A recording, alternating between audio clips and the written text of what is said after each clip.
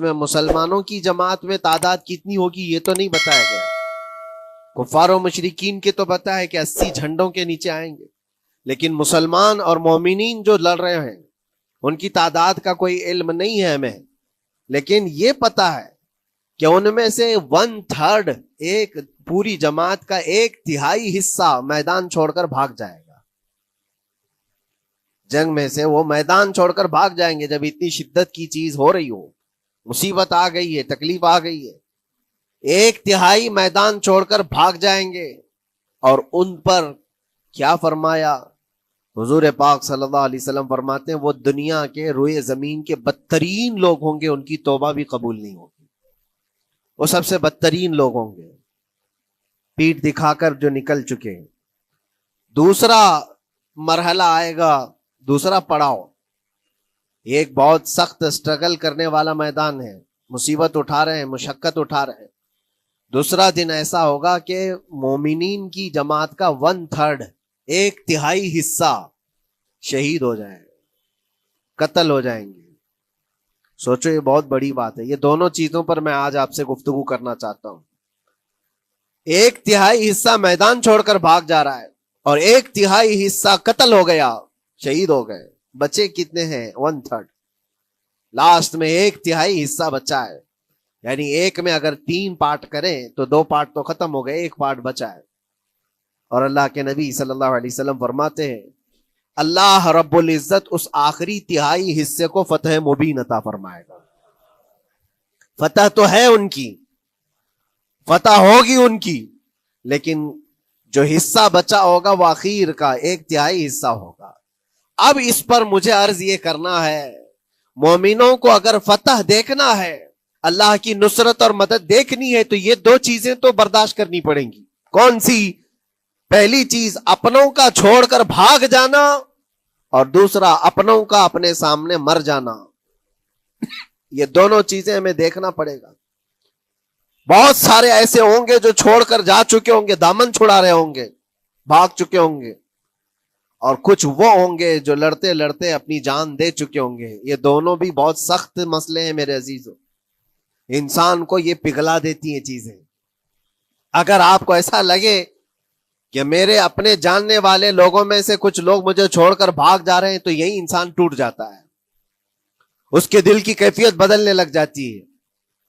وہ پھر مایوسی کا شکار ہونے لگتا ہے. میری جماعت میں 100 لوگ تھے، 90 تو بھاگ رہے ہیں، 10 کیا کریں گے؟ اس کا اندر سے جو عزم تھا، حوصلہ تھا، وہ ڈاواں ڈول ہونے لگ جاتا ہے. اپنوں کا چھوڑنا یہ بہت بڑی آزمائش ہوتی ہے. وہ کسی بھی میدان میں آپ دیکھ لیں، کسی بھی میدان میں اپنے لوگ اگر چھوڑ دیتے ہیں تو یہ اس کے لیے آزمائش ہے بہت بڑی. اور دوسری آزمائش تو یہ ہے، بچے آدھے تھے، اس میں سے تو آدھے انتقال کر گئے. کبھی میرا عزیز دوست، کبھی میرا عزیز مشورہ دینے والا مشیر، کبھی بہت زیادہ مجھے سپورٹ کرنے والا، ایسے لوگ جب انتقال کرنے لگ جائیں، تب پھر آج ہم نے اپنی آنکھوں سے یہ مشاہدہ کیا ہے غزہ کی سرزمین پر، فلسطین میں 15 مہینے کے بعد آج صہیونی حکومتیں اور یہودی غاصب حکومتیں صلح کرنے پر اور ایگریمنٹ کرنے پر مجبور ہو گئی. دنیا ان کے منہ پر تھوک رہی ہے. تم 50,000 سے زیادہ لوگوں کو قتل کر کے صرف 200 لوگوں کو چھڑانے کے لیے آج بھی فتح کا جشن منا نہیں پا رہے ہو، بلکہ پھر جھک کر کے ان کے ساتھ معاہدہ ایگریمنٹ کرنے پر مجبور ہو. یہ فتح ان بچوں کی نہیں ہے تو اور کیا ہے، ان مظلوموں کی نہیں ہے تو اور کیا ہے، جن کے پاس کھانے کو روٹی نہیں ہے اور پہننے کو کپڑے تک نہیں رہ گئے، ان کے علاج معالجے کے لیے دوائیاں نہیں رہ گئی، لیکن عزم اور حوصلہ ایسا ہے کہ اللہ ابھی ہمارے ساتھ. میرے عزیزوں، ان کے توکل اور ان کے عزم کے متعلق یہ صرف اور صرف اخبار کی باتیں نہیں ہیں، سوشل میڈیا کی باتیں نہیں ہیں. مخبر صادق رسول کریم صلی اللہ علیہ وسلم نے 1400 سال پہلے ہی بشارت دی تھی. اللہ کے نبی صلی اللہ علیہ وسلم فرماتے ہیں کہ دمشق کے ابواب یا پھر بیت المقدس کے آس پاس رہنے والوں میں ایک جماعت ہمیشہ قیامت تک ایسی رہے گی جو حق کے لیے لڑتی رہے گی. حضور پاک صلی اللہ علیہ وسلم فرماتے ہیں حق کے لیے وہ لڑتی رہے گی، قیامت تک ایک جماعت ہوگی. اور ان کی فضیلت میں میرے آقا فرماتے ہیں کہ ان لا یضرهم خذلان من خذلهم، ان کو دھوکہ دینے والوں کا دھوکہ ان پر کچھ اثر نہیں کرے گا، یا پھر ان کو چھوڑ دینے والے یا ان کی بات نہیں کرنے والے، یہ سب چیزیں ان کو کچھ بھی ضرر نہیں پہنچائیں گی۔ میں اس سے قبل اسی مسجد میں آپ کے پاس اس حدیث کو دہرا چکا ہوں، بیان کر چکا ہوں۔ اللہ کے نبی صلی اللہ علیہ وسلم فرماتے ہیں ان کو کوئی چیز نقصان نہیں پہنچائے گی، دھوکہ دینے والوں کی دھوکہ دڑی ان کا کچھ نقصان نہیں پہنچائے گی۔ آپ ہو سکتا ہے سوال کریں، عمارتیں ٹوٹ کر راکھ میں بدل گئی، ہزاروں بچے قبروں میں سو گئے، کتنی عورتیں بیوہ ہو گئیں، کتنوں کے گھر اجاڑے گئے، کتنوں کے ہاتھ پیر توڑے گئے ہیں، بمباری میں وہاں پر کون صحیح سلامت رہا؟ 2 لاکھ کے قریب لوگ متاثر ہوئے، اور مولانا آپ کہتے ہیں حضور نے فرمایا حدیث میں ان کو کچھ نقصان نہیں ہوگا۔ یہ نقصان نہیں ہے تو اور کیا ہے؟ ہو سکتا ہے آپ کے ذہن میں یہ سوال گردش کر رہا ہو، آپ بار بار یہ سوچ رہے ہوں گے اللہ کے نبی نے فرمایا ان کو کوئی چیز نقصان نہیں دے گی، دھوکہ دینے والوں کی دھوکہ دڑی سے ان کا کچھ بگڑے گا نہیں۔ اتنا تو بگڑ چکا، پورا راکھ میں بدل گئے، علاج کرانے کے لیے دوائی تک نہیں ہے، تو پھر کیا؟ اللہ کے نبی نے کیا فرمایا کہ ان کو نقصان نہیں پہنچے گا، ان کو ضرر نہیں ہوگا۔ پھر یہ ساری تکلیفیں اور یہ ضرر کیا ہے؟ میں بتاتا ہوں میرے عزیزو، جسم کا نقصان، جان کا نقصان، مال کا نقصان، جائیداد کا نقصان، یہ اللہ کے نبی نے نہیں فرمایا۔ یہ نقصانات مومن کے لیے کوئی معنی نہیں رکھتے، اگر ایمان سلامت ہے تو پوری کائنات سلامت ہے، اور یہ اللہ تبارک و تعالیٰ نے آج تک ان کے ساتھ رکھا ہے، ان کا ایمان محفوظ ہے، ایمان موجود ہے، جس کی وجہ سے یہ سارے نقصانات کچھ معنی نہیں رکھتے۔ اس لیے کہ یہ تکلیفیں، یہ جو ساری مصیبتیں آئی ہیں، اس پر تو اللہ تعالیٰ نے اجر عظیم کا وعدہ فرمایا ہے، اجر عظیم کا وعدہ فرمایا ہے۔ ہاں اگر ایمان ہی چلا جاتا تو پھر کون سی جنت ملتی، کون سی خوشبو جنت پاتے؟ کچھ نہیں ہوتا۔ ایمان سلامت ہے، جس کی وجہ سے انہیں دنیا میں بھی اللہ سرخروئی عطا فرمائے گا۔ ایک بھی جگہ سے کہیں ان نہتے مسلمانوں کو جو غریب مظلوم ہیں اور ٹوٹے پوٹے ہاتھوں اور ٹکڑے پہنے ہوئے بچے ہیں، ان کو کوئی یہ نہیں کہتا کہ یہ ظالموں کے لوگ ہیں، بلکہ ہر کوئی یہ کہتا ہے ایک ظالم کے خلاف جس کے پاس دنیا کے سارے آئٹم پاور ہیں، لیکن یہ نہتے بچے کھڑے ہیں، دعائیں بھی ان کے ساتھ ہیں اور رحمت الہی بھی ان کے ساتھ ہے۔ سلام ہے ان غزہ کے مظلومین کو۔ اور وہاں تو بچے، مرد تو مرد، عورتیں، آپ نے سنا ہوگا ان جوان لڑکیوں کا میں نے دیکھا تھا، وہ کہہ رہی تھی کہ ہم رات کو برقع پہن کر کے اور رات کو ہم حجاب پہن کر کے سو جاتی ہیں، اس لیے کہ بمباری میں جب گھر تباہ ہو جاتے ہیں، صبح لوگ لاشیں اٹھانے آتے ہیں تو کہیں ہم بے پردہ لاشوں میں نہ مل جائیں۔ سلام ان بہنوں کو۔ آج وہ عورتیں سبق لیں ان سے جن کو اللہ نے ہر طرح کی نعمتیں دی ہے۔ تمہارے گھر میں جائیداد بے پناہ ہے، مال و دولت بے پناہ ہے، کپڑے روز بدلنے کے لیے تمہارے پاس ہیں، سب رکھ کر کے تم عورتوں کو آج ہم بازاروں میں جو بے پردہ دیکھتے ہیں، یہ شادی محلات میں ہر جگہ جو عورتوں کی بے حیائی اور بے پردگی دیکھ کر پھر میں سوچتا ہوں سلام ان بہنوں کو جو موت کی رات بھی حجاب ہٹانا نہیں چاہتی، اس لیے کہ دنیا سے جائیں تو اللہ کی بارگاہ میں حجاب کے ساتھ جائیں۔ یہ ایمان ہو تو پھر اللہ تبارک و تعالیٰ کی مدد بھی آتی ہے، نصرت الہی آتی ہے۔ مجھے بتاؤ میرے عزیزو، 50,000 کا خون کر دینے والا وہ ظالم اور غاصب اسرائیل، وہ اپنے 200 قیدیوں کو چھوڑا کیوں نہیں سکا؟ وہ حاصل کیوں نہیں کر سکا 200 لوگوں کو؟ بلکہ ان میں سے 5 لوگوں کو کیوں نہیں حاصل کر سکا؟ 50,000 کو قتل کر ڈالا، اور وہ بھی سیویلینز کو، شہریوں کو، جن سے تمہارا مقابلہ ہے، ان کی موت کی تو کوئی خبر ہی نہیں آتی۔ جو تم سے برسر پیکار ہیں، جو لڑ رہے ہیں، ان کے موت کی خبر نہیں آتی۔ بچوں کی موت، عورتوں کی موت، ہاسپٹل میں موت، یہ سارا جو ناچ دیکھا گیا ہے 15 مہینے سے ہم دیکھتے آئے۔ لیکن افسوس اس بات کا ہے میرے عزیزو، اللہ کا عذاب ان ظالم بادشاہوں پر بھی آئے گا جو ان کی موتوں پر دیکھ کر تماشے کر رہے ہیں۔ وہ اپنی عیاشیوں میں مصروف ہیں، وہ اپنے عیش قدوں میں شراب نوشی اور کباب خوری پر مصروف ہیں، اور ان بچوں کی تڑپتی ہوئی لاشوں پر وہ اپنی کرسیاں سجائے بیٹھے ہیں۔ وہ عرب کے ظالم بادشاہ کہاں ہیں جن کے گھروں میں سونے کے ٹوائلٹ بنائے گئے ہوں، جو سونے کی کرسی پر بیٹھ کر کے हुकूमत और तख्त बिछाते हो।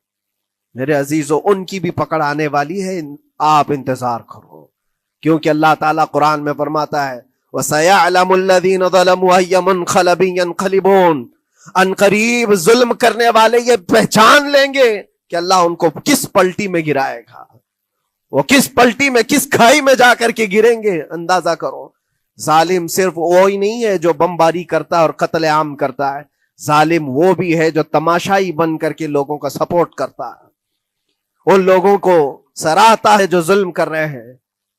अफसोस का मकाम है, वो चीखते रह गए, चिल्लाते रह गए, और फिर आखिर में वो बच्चों ने पुकार करके ये भी कहा हमें किसी जगह से मदद की उम्मीद नहीं है, ना हमारे पड़ोसी मुल्क से, न किसी बहुत बड़े मुस्लिम बादशाह से, हमें उम्मीद है फतह की और मदद की तो परवरदिगार आलम से है।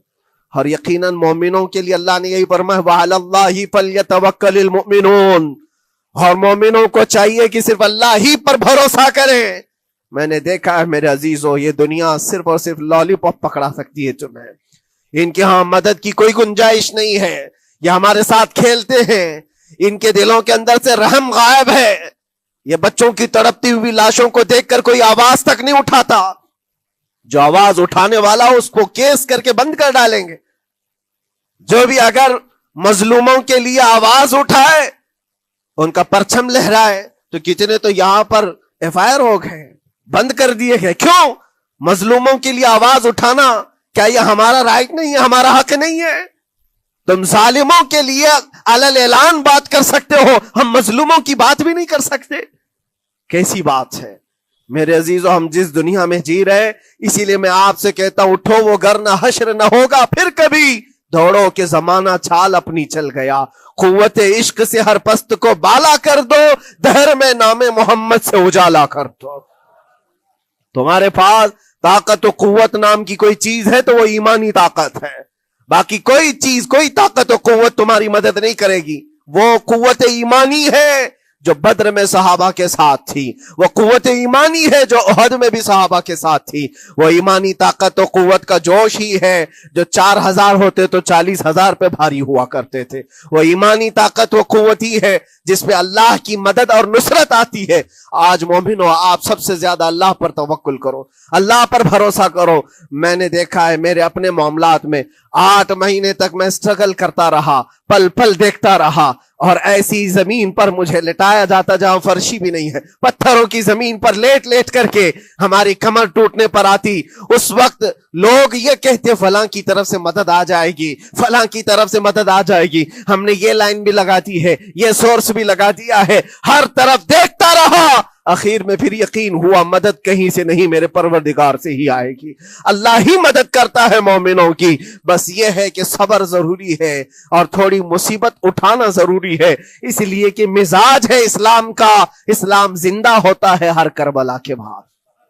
अपनी कुर्बानियां दो और कुर्बानियां जाया नहीं होती, रंग लाएंगी, हमारी शहादतें रंग लाएंगी, उन बच्चों की शहादतें रायगा नहीं जाएंगी जो 40,000 के करीब शहीद हो चुके हैं, वो रंग लाएगी। फतह बैतुल मुकद्दस के लिए इनकी कुर्बानियां, इनकी शहादतें एक अजीम बाब बन करके निकलेंगी, एक अजीम दरवाजा बन करके निकलेंगी। आप इंतजार करना, वो दिन करीब आ रहा है जिसके मुतालिक मेरे मुस्तफा ने बशारतें दी हैं।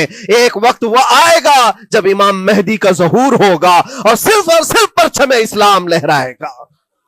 वो दिन आएगा, ये कुर्बानियां जाया नहीं जाएंगी मेरे अजीजों। और अल्लाह करीम ने कुरान में फरमाया, आप लोग डरते होंगे मौलाना फिर से ये सारी चीजें बोल रहे हैं, उनको बुरा लगेगा, इनको बुरा लगेगा, बहुतों को बुरा लगेगा, ये मेरी बात नहीं, कुरान कहता है वलौ करिहल काफिरून वलौ करिहल मुशरिकून। अल्लाह कुरान में फरमाता है युरीदून लियुत्फिऊ नूरल्लाहि बिअफ़वाहिहिम, लोग तो चाहते हैं अल्लाह के चिराग को अपने मुंह के फूंकों से बुझा दें, अल्लाह के चिराग को अपने मुंह के फूंकों से बुझा दें। अल्लाह का चिराग इस्लाम है, अल्लाह का चिराग ये कुरान है, अल्लाह का चिराग रसूल पाक की जात है। और जालिम ये चाहते हैं अपने मुंह के फूंकों से इस चिराग को बुझा दे اور قرآن کہتے ہیں واللہ متم نورہ، اللہ تعالیٰ اپنے نور کو، اپنے چراغ کو مکمل کر کے رہے گا اور پوری دنیا میں غالب آ کر رہے گا۔ آخر میں یہ جملہ اللہ نے فرمایا اگرچہ کافر یہ بات ناپسند کرتے ہوں، اگرچہ مشرک یہ بات ناپسند کرتے ہوں، میں نہیں کہہ رہا، اللہ کہہ رہا ہے یہ بات تو بری لگے گی ہی۔ ایسا کیوں بولتے ہیں؟ اس لیے کہ یہ ہونے والا ہے جو قرآن نے کہا۔ یاد رکھو زمین اوپر جا سکتی ہے، آسمان نیچے آ سکتا ہے، لیکن میرے رب کا فرمان کبھی ٹل نہیں سکتا۔ جو قرآن نے کہا ہے وہ ہو کر رہے گا، اور اسی پر ایمان ہم سب مومنوں کی شان ہے، ہم سب مومنوں کی شان ہے۔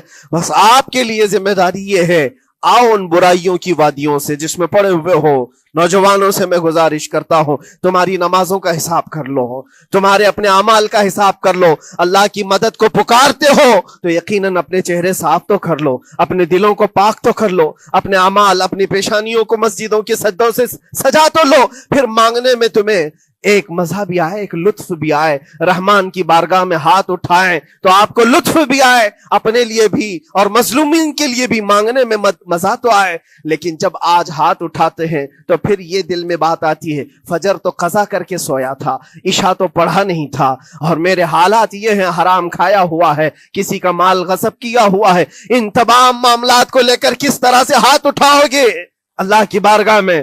پہلے اپنے آپ کو پاک کر لو میرے عزیزو۔ جب صاف ستھرے ہو جاؤ تو پھر اللہ کی مدد بھی آئے گی۔ اس لیے کہ دنیا میں ہم نے دیکھا ہے صاف پیالہ لے کر کے آؤ گے تو دودھ بھی ڈالا جا سکتا ہے اور مٹھائی بھی دی جا سکتی ہے، لیکن پیالے میں ہی کیچڑ بھر کر کے لاؤ تو دودھ دینے والا کیا اس میں دودھ ڈالے اور مٹھائی دینے والا کیا اس میں مٹھائی ڈالے۔ یہ تو دنیا والوں کا دستور ہے، بلا تشبیہ و بلا تمثیل۔ اپنے پاک دلوں کو لے کر اللہ کی بارگاہ میں جاؤ تو فوراً تمہارے لیے مدد بھی آ جائے، فوراً مدد بھی آ جائے۔ اللہ کریم ان غزہ کے نہتے اور مظلوم مسلمانوں کی فتح کو سدا قائم و دائم رکھے، اور ان کے ٹوٹے پھوٹے بکھرے گھروں کو اللہ تعالیٰ پھر سے آبادی عطا فرمائے، ان کے کمزوروں کو مولا طاقت و قوت عطا فرمائے، ان کے شہیدوں کو مولا اجر عظیم نصیب فرمائے، ان کی بیواؤں کو مولا صبر جمیل عطا فرمائے، ان کے یتیموں کو مولا طاقت و قوت عطا کرے، ان کی مسجدوں کی آواز اور ان کی گونج کو مولا پھر سے بلندی عطا فرمائے، اور ان کے صبر اور ان کے استقامت اور ان کے حوصلے کو مولا پورے دنیا کے مومنین کے دلوں میں قائم عطا فرمائے۔ ان کے ہر طرح کے حوصلے، ان کے صبر اور ان کے مجاہدانہ استقلال کو مولا ہم سب کے لیے ذریعے نجات عطا فرمائے۔ ہماری نسلوں کے لیے اللہ تعالیٰ ایک سبق آموز حکایت عطا فرمائے۔ مولا کریم تیرے دربار میں دعا ہے ہم سب کو بزدلوں کی جماعت سے نجات عطا فرما۔ مولا ہم کو منافقین اور مشرکین اور کافرین کے وسوسوں اور ان کے تمام فتن و شرور سے محفوظ فرما دے۔ ہم سب کو ظالموں کے ظلم سے بچا، فتینوں کے فتنے سے بچا، شرین کے شر سے بچا، حاسدین کے حسد سے بچا، جلنے والوں کی جلن سے محفوظ فرما۔ خدایا قدیر و جبار آخری سانس تک ہمارے ہاتھوں کو غیروں کے سامنے پھیلنے سے محفوظ فرما دے۔ تو اپنا اور اپنے حبیبوں کا محتاج بنائے رکھ۔ وآخر دعوانا ان الحمدللہ رب العالمین۔ السلام علیکم۔